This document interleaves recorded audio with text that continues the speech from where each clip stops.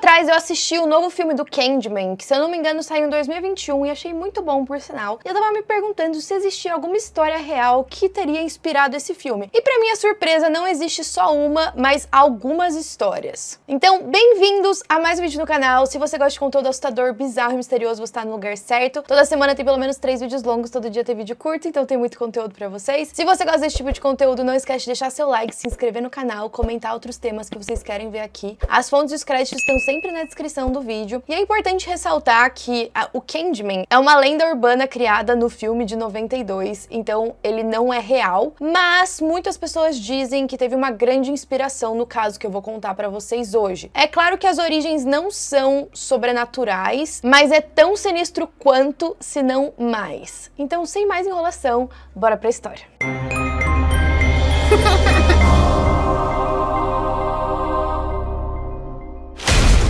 Se vocês já assistiram o filme do Candyman, vocês sabem que pra você invocar ele na sua casa, você tem que ficar na frente do seu espelho e chamar o nome dele 5 vezes. Depois vai aparecer um homem com uma mão que na verdade é um gancho coberto de abelhas. E é claro que esse cara vai te matar. Muito semelhante com a história da Maria Sangrenta ou a Blood Mary, que você também invoca falando o nome dela pro espelho. Ao longo do filme, a gente vai descobrindo a verdadeira origem do Candyman, quem era aquele homem. E a gente percebe que o filme fala muito de alguns problemas sociais que estavam rolando em Chicago. Isso envolvia drogas, pobreza, uma indiferença policial, e é sobre isso que a gente vai falar no caso de hoje. Recentemente, um vídeo sinistro no TikTok viralizou porque ele estava mostrando meio que uma passagem secreta que conseguia conectar 2 apartamentos. Uma mulher que morava em Nova York disse que ela estava ouvindo alguma coisa vindo atrás do espelho do banheiro dela. E aí ela ficou bem intrigada, ela decidiu tirar o espelho da parede e, pra surpresa dela, tinha um buraco que dava para uma sala que parecia estar vazia. E esses vídeos viralizaram, foram 4 vídeos, as pessoas estavam muito curiosas para entender o que era aquilo, mas parece que o apartamento dela era conectado com um outro que estava vazio. Uma história muito parecida aconteceu nos anos 80, mas bem mais trágica. A Ruth Mae McCoy era uma mulher negra que morava no lado sul de Chicago.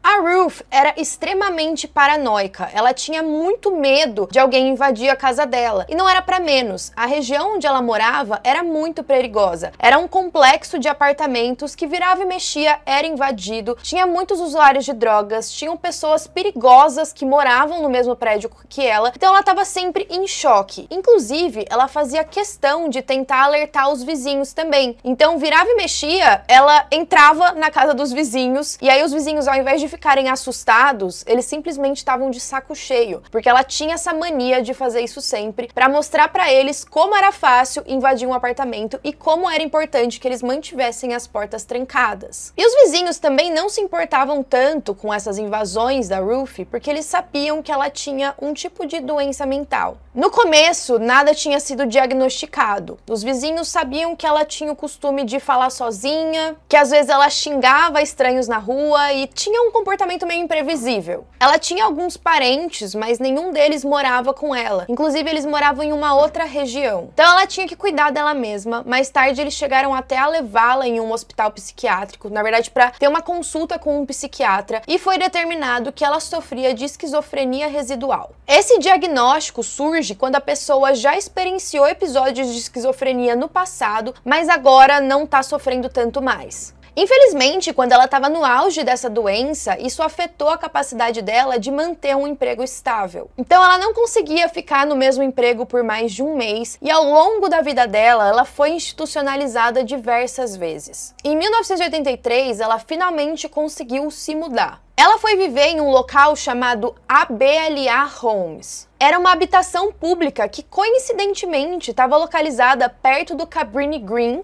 que é o cenário do Candyman de 1992. A Ruth não tinha uma condição financeira muito boa, mas isso mudou. Ela recebeu aprovação para uma renda de segurança suplementar, chamada SSI. Isso dobrou o auxílio mensal que ela recebia. Até porque esse SSI foi pago retroativamente à data que ela tinha feito o pedido. O primeiro cheque que ela recebeu era de quase $2.000. E isso, na época, era uma grande quantia de dinheiro para quem lutava contra a pobreza naquela época. E aí ela pretendia usar o dinheiro que ela tinha ganhado para deixar o local onde ela morava, que não era muito bom. Mas é claro que ela aproveitou para comprar algumas roupas novas e também outros itens domésticos. Esses gastos não foram nada muito extravagantes, mas chamaram a atenção, principalmente das pessoas que também moravam naquele complexo. Todo mundo ali tinha problemas, tinha dificuldade financeira, a Ruth inclusa, e de repente ela estava comprando umas coisas novas? A maioria daquelas pessoas que estavam ali também não conhecia a verdadeira realidade da Ruth.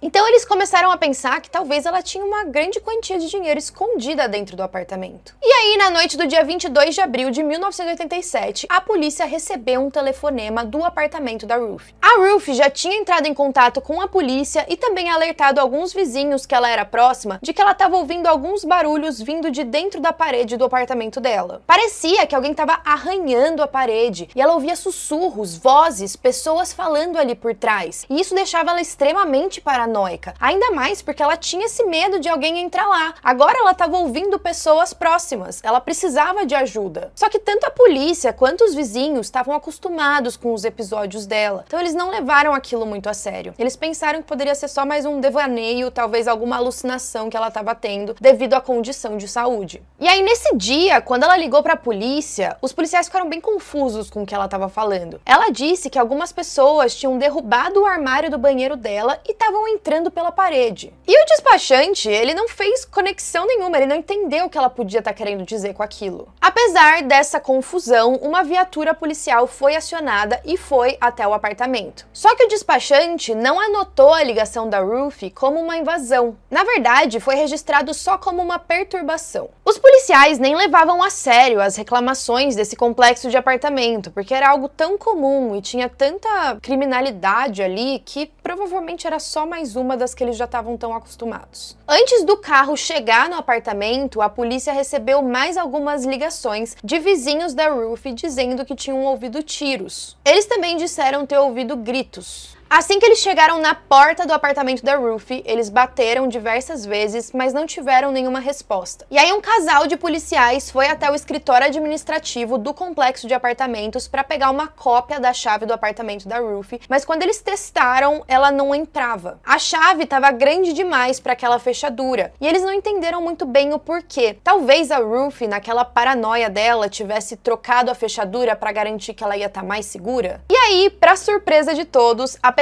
do telefonema frenético da Ruth falando que tinha alguém entrando no apartamento dela, apesar dos vizinhos denunciarem gritos e tiros, a polícia, que não conseguiu abrir a porta, foi embora. Na noite seguinte, os policiais de Chicago receberam uma outra ligação de um dos vizinhos da Ruth. A vizinha achou estranho que no dia seguinte a Ruth não tinha saído do apartamento. Isso porque era costume da Ruth passar na casa dela até 2 vezes no dia para cumprimentá-la. Ela ia uma vez de manhã e uma vez à tarde, sem falta. Mas agora a vizinha não via ela desde o dia anterior. E aí os policiais voltaram pro apartamento, de novo bateram na porta e não obtiveram resposta. E mais uma vez, e eu tô rindo porque eu tô nervosa, os policiais foram embora. Só que a Deborah, a vizinha da Ruth, ela não se intimidou. Como ela viu que a polícia não estava ajudando, ela entrou em contato com a secretaria. E aí o escritório enviou algumas pessoas pro apartamento da Ruth que finalmente conseguiram abrir a porta. Assim que eles entraram, eles se depararam com uma cena macabra. A Ruth foi encontrada no quarto dela. Ela estava deitada em cima de uma poça de sangue e ela tinha sido baleada 4 vezes. A sala tinha sido saqueada. Como já faziam alguns dias desde que o caso tinha acontecido, o cheiro lá dentro também estava ficando insuportável. Depois que a polícia deu uma olhada no apartamento, eles descobriram várias coisas que acabaram se tornando até um pouco tristes. A Ruth estava com planos de mudar daquele apartamento para poder morar em algum lugar mais seguro e poder ver mais os netos dela, então eles poderiam visitá-la em um local onde a família não ia se preocupar tanto. E ela também estava guardando bastante dinheiro para fazer essa mudança, mas ao mesmo tempo ela decidiu focar nela mesma. Então ela estava fazendo mais coisas que ela gostava e ela começou a assistir alguns programas religiosos na TV. Ela decidiu aumentar a fé dela naquele momento, só que muitos desses programas eram alguns esquemas, assim, que as pessoas prometiam que se você mandasse dinheiro para elas, elas iam te mandar de volta alguns itens religiosos, que eles iam conseguir performar milagres nas vidas dessas pessoas. E a Ruth estava muito certa de que aquilo era verdade. Então, apesar dela precisar guardar dinheiro para conseguir se mudar, ela também estava mandando uma parte do que sobrava para esse pessoal religioso. E aí ela recebia de volta alguns itens junto com algumas cartas dizendo que aquele pedaço de madeira que eles enviaram era sagrado, e isso foi encontrado em diversos lugares da casa da Ruth.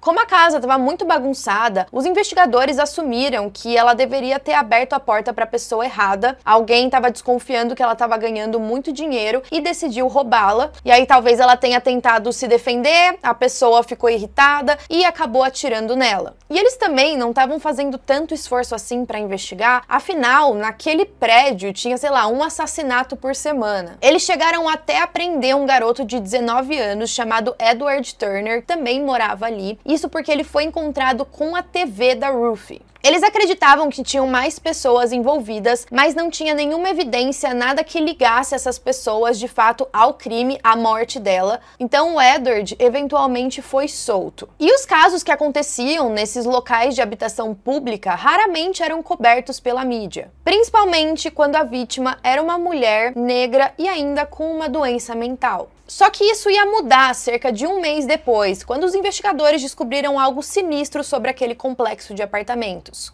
De acordo com um artigo publicado em 1987 no Chicago Reader, as invasões de apartamento eram muito fáceis naquele local. Isso porque aqueles apartamentos tinham um sistema de corredores atrás das paredes. Basicamente, o que aconteceu naquela noite foi que a Ruth estava em casa à noite e começou a ouvir um barulho vindo do banheiro. Quando ela se levantou, ela viu uma figura alta, escura, saindo do banheiro, correndo pelo corredor e saindo pela porta da frente. Como a Ruth sofria com algumas alucinações por conta da esquizofrenia, ela estava tentando entender o que tinha acontecido. Então ela ligou para a polícia e começou a explicar, tentando ver o que era real, o que não era. Ela tentou falar algo sobre armário do banheiro, a porta do banheiro, sair pelo corredor, um vizinho que queria usar o banheiro dela. E foi nessa hora que o despachante da polícia não estava entendendo nada, mas mandou a viatura ainda assim no local. Enquanto isso, a Ruth foi até o banheiro para entender o que tinha acontecido. Assim que ela entrou, ela percebeu que o espelho que ficava em cima da cabine do armário do banheiro dela tinha sumido. Agora, no lugar dele, tinha um buraco. E aí, quando ela foi olhar através desse buraco, ela percebeu que tinham duas mãos, assim, uma em cada canto, e aí ela foi chegando mais perto e percebeu que tinham olhos. Ela deu alguns passos para trás e de repente foi saindo uma cabeça, os ombros e depois uma pessoa inteira, que conseguiu entrar no apartamento dela através do banheiro por meio daquele buraco. Nessa hora, a gente não sabe o que aconteceu. A Ruth provavelmente ficou muito assustada, começou a gritar. Talvez aquela pessoa que entrou ficou apavorada, com medo daqueles gritos chamarem a atenção dos vizinhos, então imediatamente atirou na Ruth para poder fazer ela ficar calada, e depois eles saquearam a casa, provavelmente saindo pela mesma entrada do banheiro onde eles tinham entrado em primeiro lugar. E foi nesse momento que os vizinhos ouviram gritos e também ouviram os tiros. As pessoas que invadiram o apartamento da Ruth conseguiriam sair impunes por aquele local no banheiro que ninguém nem sabia que existia. Mas na verdade, o prédio tinha sido construído assim para facilitar o conserto dos banheiros de encanamento. Então, algum funcionário que precisasse realizar algum conserto conseguiria fazer isso tranquilamente, sem atrapalhar o morador e ali por trás das paredes. Mas ao mesmo tempo isso também facilitou a entrada de criminosos. De acordo com os moradores do prédio, as invasões de apartamento por meio dessas cabines estavam acontecendo há mais de um ano. Nesse caso, mais 2 homens foram presos por arrombamento, assassinato e roubo, mas no tribunal eles foram considerados inocentes justamente pela falta de evidências. O caso da Ruth muito provavelmente seria esquecido se não fosse a chegada do Candyman logo depois nos cinemas em 1992. O filme apresenta várias características semelhantes ao caso da Ruth, como, por exemplo, acontece em Chicago, e também a questão dos espelhos no banheiro. Um dos personagens do filme também tinha o mesmo sobrenome da Ruth, o McCoy. Os roteiristas, diretores, enfim, ninguém da produção do filme, ou até mesmo do conto do Candyman, que existe, inclusive, com algumas diferenças do filme, eles nunca afirmaram que a lenda foi baseada na história da Ruth, mas não tem como pensar diferente. Apesar dos assassinos terem saído impunes, o caso dela agora nunca vai ser esquecido. Bom, esse foi o caso de hoje, comentem o que vocês acharam